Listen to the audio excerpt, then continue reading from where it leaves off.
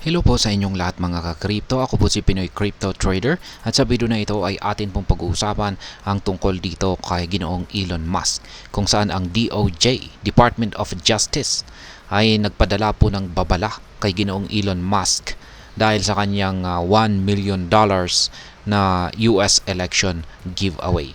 Kaya ayan po ang siyang ating pag-uusapan sa video na ito. Pero bago po tayo magpatuloy, ay nais ko lamang po munang bigyang linaw ang aking disclaimer kung saan ang nilalaman po ng video na ito ay hindi po ito isang financial advice. For education and information purposes lamang po ang layunin nito. Ang US Department of Justice ay nagpadala po ng babala sa America PAC ni Ginoong Elon Musk tungkol sa kanilang $1 million voter lottery. Ang lottery na ito ay nag-aalok po ng $1 million kada araw para sa mga pipirma sa kanilang petition. Ito po ay nagdulot ng mga legal at ethical na alalahanin. Ang mga eksperto sa batas ay hati sa opinyon kung ang lottery na ito ay lumalabag sa federal voting laws or hindi.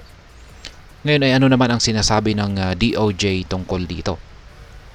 Ayon kay Ginoong Robert Herbeli or Herbil, ang election crimes head ng DOJ, ang pagbibigay po ng monetary incentives para maimpluwensyahan ang voting behaviors ay lumalabag sa federal law.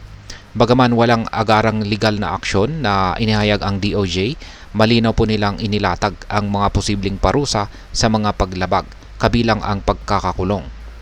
Ngayon ay ano ang opinyon ng mga eksperto sa batas?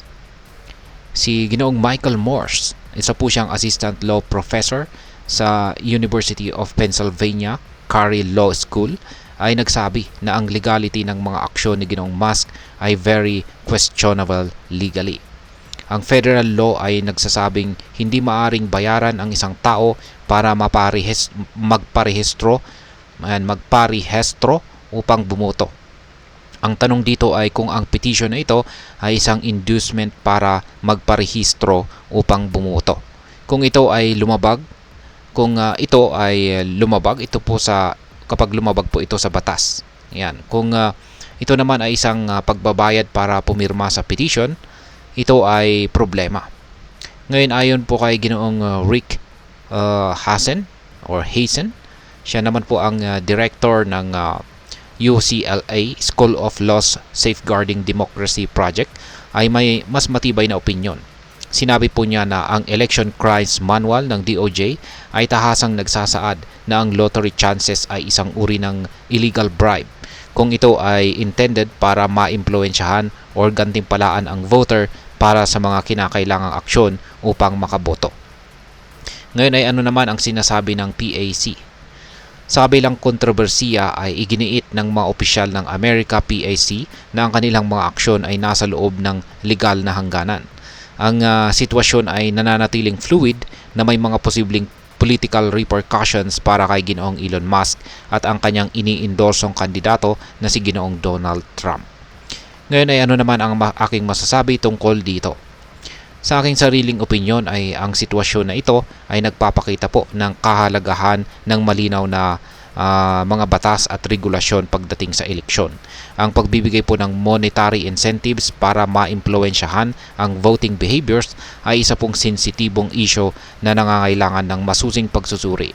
Ang mga aksyon ni Ginoong Elon Musk at ang kanyang PAC ay maaari pong magdulot ng malalim na epekto sa integridad ng eleksyon at sa tiwala ng publiko sa proseso ng pagboto.